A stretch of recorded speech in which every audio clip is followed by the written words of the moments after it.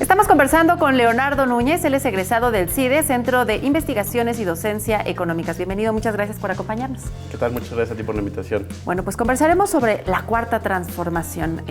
Andrés Manuel López Obrador, el presidente electo, aún no asume formalmente el cargo, por lo tanto, ¿cuándo podremos saber si realmente se llevará a cabo esta cuarta transformación que él propone? Pues, si bien todavía no toma posesión Andrés Manuel López Obrador, ya empezaron ciertos cambios y ya va a empezar la agenda legislativa. A partir del 1 de septiembre tendremos un nuevo Congreso y ahí sí hay que entender que tenemos una situación que no habíamos visto, al menos en la última era democrática, que es que el gobierno del presidente va a tener mayoría en la Cámara de Diputados y en la Cámara de Senadores. Casi tiene por sí mismo la mayoría. Y hay una cláusula en las leyes del Congreso en la cual si llegan a tener la mayoría absoluta, es decir, pasan del umbral de los 150 diputados antes del 4 de septiembre, el mismo partido, Morena, se quedaría en la presidencia de la Junta de la Coordinación Política durante los 3 años. Es decir, tendríamos una Cámara de Diputados controlada absolutamente por Morena y en la cual ellos serían la voz cantante pues, para todos los temas y tendrían los votos necesarios para pasar todas las reformas normales y necesitarían solo muy pocos diputados para alcanzar una reforma constitucional. Que, bueno, precisamente al respecto, él dice que a pesar de esta mayoría, su gobierno será un gobierno de diálogo entre las diferentes fuerzas políticas. ¿Será posible esto? ¿Realmente habrá una negociación? ¿Habrá ese diálogo? Pues aquí hay dos problemas. Uno, no hay necesidad del diálogo porque tienen los votos suficientes. Y dos, hay una oposición descompuesta y deshecha. No hay un frente por el lado del PAN o por el lado del PRI que tenga la capacidad o un discurso siquiera que los cohesione y les permita hacerles frente a las propuestas o a la discusión que proponga Andrés Manuel López Obrador. Al contrario, estamos viendo, por ejemplo, que el Partido Verde Ecologista de México ya dijo que se separa de la coalición y con sus diputados casi le da la mayoría constitucional a Morena. En fin, tenemos un escenario en el cual parece que aunque hubiera voluntad de diálogo, no habría necesidad de.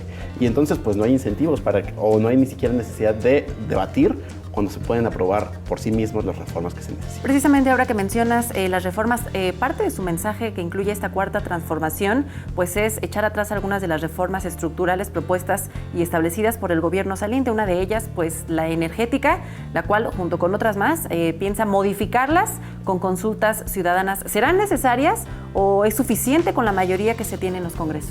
Creo que es suficiente. Se podrían modificar, pero también estamos viendo algo muy interesante que es el enfrentamiento con la realidad cotidiana que ha hecho que se moderen muchos mensajes. En los últimos días hemos visto cómo se ha modificado el discurso sobre la posición del ejército en el combate a la violencia y el narcotráfico, que pasó de un retiro absoluto a un reconocimiento de que no era posible. Hemos visto los bandazos en el discurso sobre el aeropuerto de la Ciudad de México. Hemos visto sobre la reforma energética, comentarios que dicen que sí se va a derogar, pero al mismo tiempo su nuevo secretario dice que no se va a derogar. Entonces, lo que tenemos es un discurso que ciertamente va a hacer muchas modificaciones, tiene la posibilidad de hacerlo, pero también hay un marco restrictivo de la realidad que te impide modificar ciertas cosas. Y entonces, pues lo que veremos serán ajustes tal vez en el margen, en los temas que verdaderamente tienen muchas constricciones, y otras que son mucho más políticas y mucho más sencillas de realizar serán mucho más fáciles de implementar de inmediato. Aún no asume el poder y hemos visto ya algunos cambios, pero ¿qué es lo esperado para sus primeros 100 días de gobierno? Que bueno, pues normalmente es un margen que tomamos como medida de los próximos 6 años. Creo que lo que vamos a ver va a ser mucha espectacularidad en el sentido de cosas a las cuales no estábamos acostumbrados o creeríamos que eran imposibles.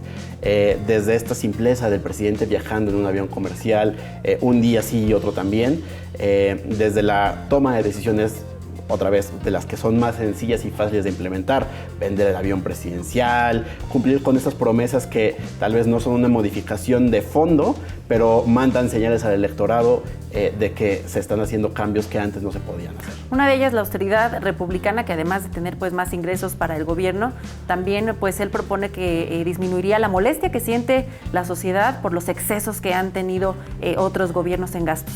Así es, también tendremos muy pronto la posibilidad de ver cuáles son sus prioridades porque este nuevo Congreso, junto con la nueva administración, tendrán que presentar próximamente su presupuesto de egresos y ahí veremos qué forma tiene este recorte que también puede ejercerse de manera casi inmediata. Podremos ver muchos excesos en gastos que ha habido y que se han denunciado y que hemos documentado por años, y que de un plumazo pueden cambiar y que pueden ser un reflejo, que pueden ser una señal muy, muy interesante y muy importante para la sociedad, que va a haber en eso una voluntad que no había visto en 20 años. Así es. Muchísimas gracias, Leonardo Núñez, egresado del CIDE. ¿Algo más que desees agregar?